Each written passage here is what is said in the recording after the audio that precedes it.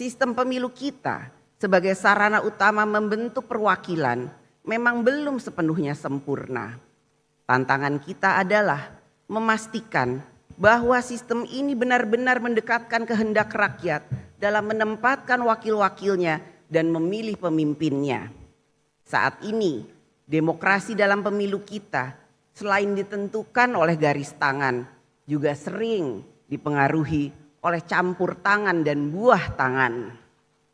Sebaik apapun visi dan integritas partai, jika sistem politik, khususnya sistem pemilu, tidak mendukung terwujudnya kedaulatan rakyat secara nyata, maka suara rakyat berisiko terdistorsi. Sistem pemilu kita sebagai sarana utama membentuk perwakilan memang belum sepenuhnya sempurna. Tantangan kita adalah memastikan bahwa sistem ini benar-benar mendekatkan kehendak rakyat dalam menempatkan wakil-wakilnya dan memilih pemimpinnya. Saat ini, demokrasi dalam pemilu kita selain ditentukan oleh garis tangan, juga sering dipengaruhi oleh campur tangan dan buah tangan.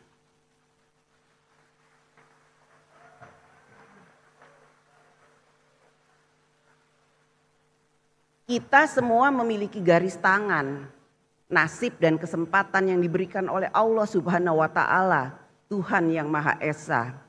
Tetapi tidak semua dari kita memiliki kemampuan yang sama untuk ikut campur dan memberikan buah tangan dalam menentukan arah demokrasi. Inilah kritik sekaligus otokritik terhadap demokrasi dalam pemilu kita. Kita harus terus memperbaiki dan menyempurnakannya. Sebab demokrasi yang kita cita-citakan bukanlah demokrasi campur tangan dan buah tangan, tetapi demokrasi yang memberi kesempatan setara bagi semua warga negara. Marilah kita bangun demokrasi yang menghidupkan harapan rakyat. Demokrasi yang tidak berhenti di bilik suara, tetapi terus tumbuh di ruang-ruang dialog, di dapur rakyat, di balai desa, hingga di gedung parlemen, agar setiap keputusan lahir dari kesadaran bersama, bukan hanya kesepakatan segelintir elit. Dalam demokrasi, rakyat harus memiliki ruang yang luas untuk berserikat, berkumpul, menyatakan pendapat, dan menyampaikan kritik. Ini, kritik rakyat hadir dalam berbagai bentuk yang kreatif dan memanfaatkan kemajuan teknologi, khususnya media sosial sebagai corong suara publik. Ungkapan tersebut dapat berupa kalimat singkat seperti kabur saja dulu, sindiran tajam Indonesia gelap, lelucon politik negara Konoha, hingga simbol-simbol baru seperti bendera One Piece dan banyak lagi yang menyebar luas di ruang digital. Fenomena ini menunjukkan bahwa aspirasi dan keresahan rakyat kini disampaikan dengan bahasa zaman mereka sendiri. Bagi para pemegang kekuasaan, semua suara rakyat yang kita dengar bukanlah sekedar kata atau gambar. Di balik setiap kata ada pesan. Di balik setiap pesan ada keresahan, dan di balik keresahan itu ada harapan.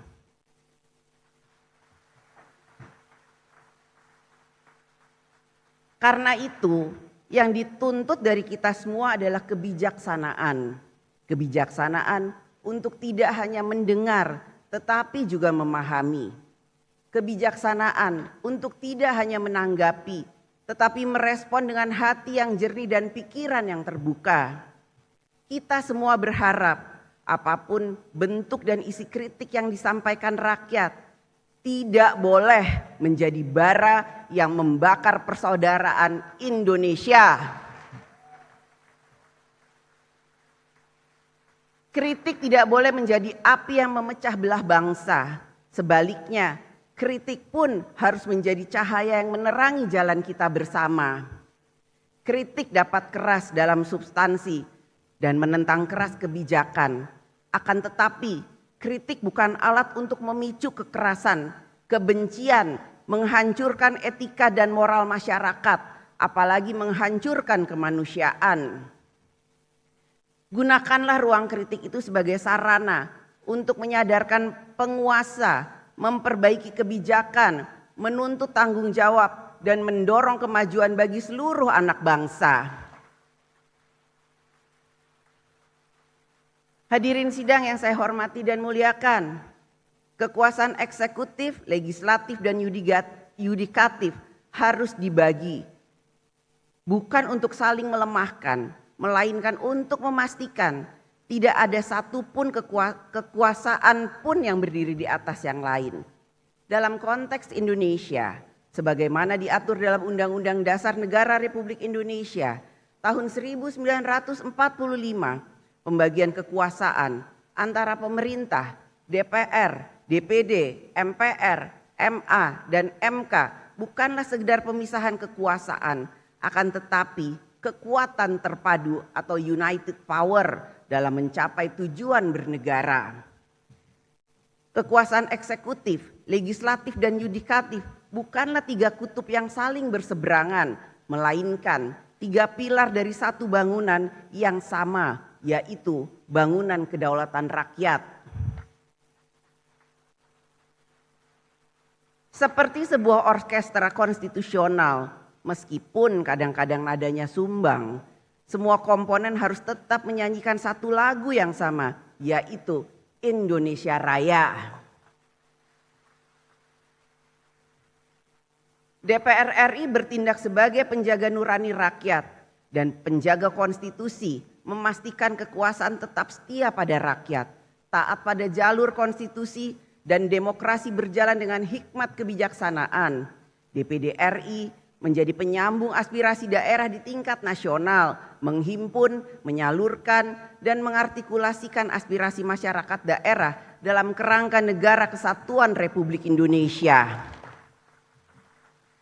Mahkamah Agung dan Mahkamah Konstitusi merupakan penjaga supremasi hukum sekaligus bagian dari sistem demokrasi yang beradab, yang menjalankan kewenangannya secara konsisten tanpa melampaui batas wewenang yang telah diatur konstitusi. Oleh karena itu, DPR RI dalam menjalankan fungsi legislasi, pengawasan, dan anggaran bukanlah bertujuan untuk melemahkan pemerintah. Sebaliknya, fungsi-fungsi itu dijalankan untuk memastikan bahwa setiap kebijakan pemerintah berpihak pada rakyat serta selaras dengan konstitusi. DPR RI dan pemerintah adalah mitra konstitusional dalam menjalankan amanat Undang-Undang Dasar Negara Republik Indonesia 1945 dan seluruh peraturan perundang-undangan yang menjadi pedoman kehidupan berbangsa dan bernegara. Hadirin sidang yang saya hormati dan muliakan, kekuasaan selalu bersinggungan dengan realitas politik, gejolak sosial, tekanan ekonomi, dinamika global, dan berbagai tantangan lain yang hidup di masyarakat. Karena itu, kekuasaan bukan sekedar urusan organisasi atau kewenangan. Kekuasaan adalah soal bagaimana kekuasaan dijalankan dengan nilai, dengan etika, dan dengan tanggung jawab nyata kepada rakyat. Kekuasaan adalah alat, bukan tujuan. Alat untuk menghapus kemiskinan, memajukan keterbelakangan, dan memberi kepastian hidup yang lebih layak bagi seluruh rakyat Indonesia.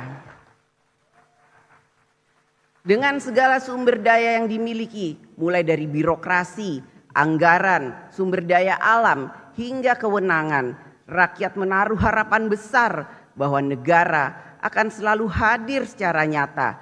Hadir bukan hanya di baliho, bukan hanya di pidato, tetapi hadir di sawah, di sekolah, di rumah sakit, dan di kampung-kampung yang menanti keadilan sosial. Inilah mandat utama bagi kita semua, para pemegang amanat kekuasaan, baik eksekutif, legislatif maupun yudikatif, yaitu menghadirkan kebijakan negara yang benar-benar melayani dan menyejahterakan rakyat. Bagi rakyat yang membutuhkan kehadiran negara dalam menyelesaikan persoalan hidupnya, menunggu 1 hari saja terasa sangat lama. Tetapi bagi kita, para pemangku kekuasaan di DPR RI dan di pemerintah, membahas dan mencari solusi atas persoalan rakyat seringkali berlangsung berhari-hari, berbulan-bulan, bahkan bertahun-tahun. Akibatnya rakyat harus menunggu. Jangan biarkan rakyat menunggu. Negara harus hadir secepat mungkin dalam menyelesaikan urusan rakyat.